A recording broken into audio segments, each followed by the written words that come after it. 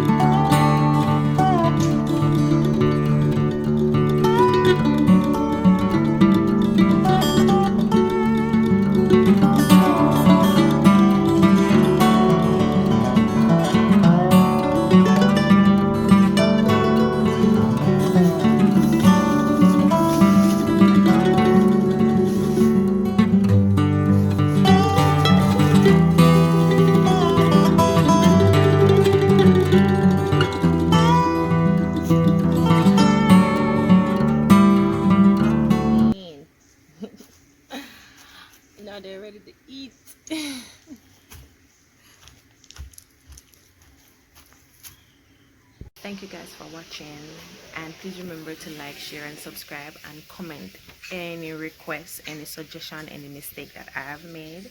You know, I love critique so I can be better and make better videos for you guys. So until next time, see ya.